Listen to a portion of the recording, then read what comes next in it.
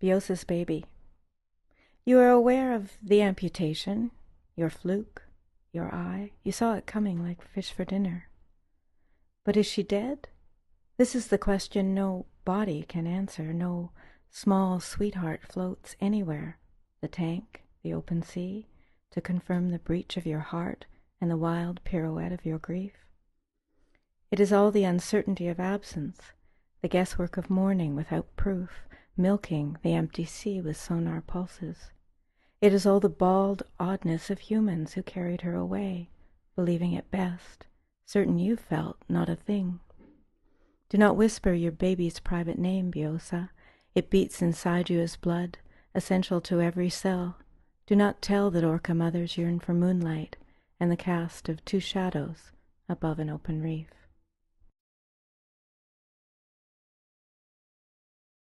"4 a.m. feeding. I light no lamp. I go by ache and touch. The song of your hunger guides me to your humid nest. My hands curl under your arms and lift. It's instinct, this gift I give you at night. I know you differently, smell you when I can't see you. Buttons to unfasten half asleep. It's hard to work my fingers and juggle you, but soon I fold you in the crook of my arm. These pouches of stone, 4 hours without you, look what it does. You seek me blindly, rooting for the source.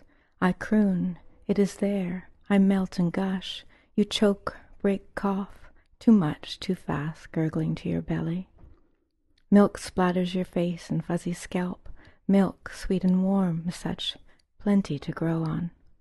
I nuzzle your head and rock the chair, slip my hand under your gown to fondle your miniature toes. Little peach, little plum, I cannot imagine you grown.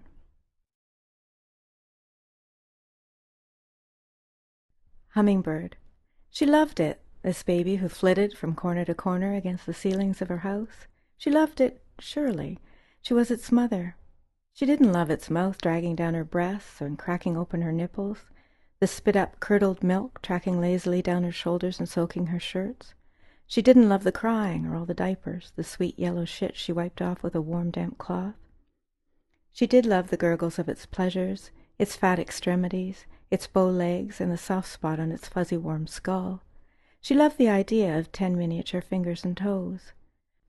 But she loved it best when it ascended because it was always happy, always supremely cherubic in air. She was frightened to take it for a walk in the stroller. What if? In the bakery, at the park. Already she'd discovered it in the eaves of the attic, hovering beneath the splintery wooden roof. She wished it would take her up, with her suitcase of baby supplies, with her stretch marks and milk-plumped breasts. She kept the placenta in a wooden bowl in the refrigerator. She buried it beside the tomatoes in the garden. The baby dipped and flew curlicues through the leaves of the pear tree above her head. The beat and silvery breeze of its wings swept over her, and she stood, lifting her arms. Her hands dripped blood-birth and dirt. The baby she surely loved rose and rose, rose and rose.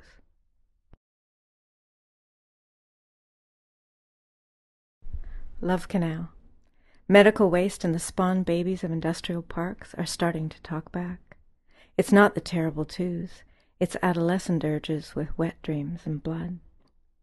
We thought they would sink wrapped in flags forever, stars and stripes, but they're moaning with headache. Their mouths say it's the morning after. We are just people. We are only people who didn't realize. So now they are hormonal, wanna fuck, wanna hang out in pool halls, drive souped-up cars and smoke crack. They roam the oceans and deserts like phosphorus knives, flammable with rage at our desertion, riding the waves and hillocks, home for a party of destruction. Look out.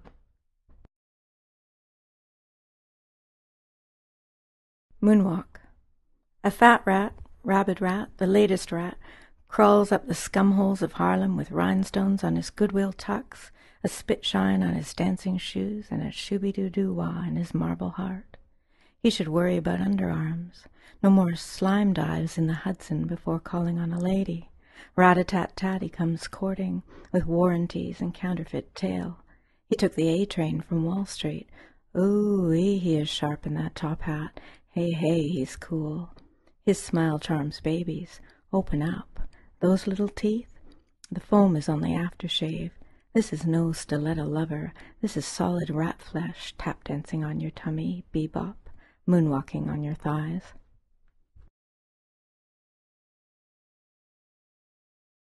Pink. This is a sensational poem. Avoid it. Think of a sweet pea. There are different sorts, but this particular sweet pea is a sweet pea on a Chilean vine in a doctor's garden. Do you believe flowers are erotic?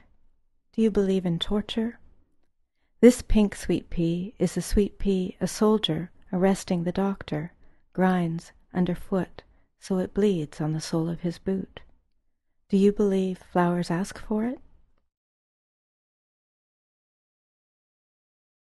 Silver Pennies, for H.S. Oh, this fairy dock! Honesty sighted, Helen, a plant with stems like sclerotic arteries blooming against a green X-ray screen. Cough, I coughed. But here the arbutus shields, the fish ocean shakes salt over her shoulder. A good world still, Helen, a good and gemütlich world. The dye was a fire in my brain. I was burning in effigy, Helen. I was burning and coughing and contemplating the verdict, Helen. A sandbag on my thigh, blue crosses at each ankle, my vial of pills in my mouth like a teat.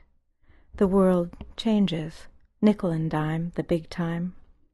Honesty spits copper pennies. Helen, you kneel, and the little girls hum happinesses, whistles and toots. Helen, you talk of the world for mothers. You whisper of proprioception and war, the Nazi war. Your paper hands peel honesties, brown fans of seeds scatter. Oh, this good world still, Helen, this good old world.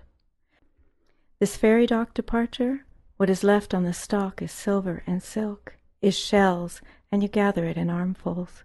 This is more beautiful than I had hoped, Helen. I could be wrapped in it, Helen. I could be buried in honesty, silver pennies on my eyes.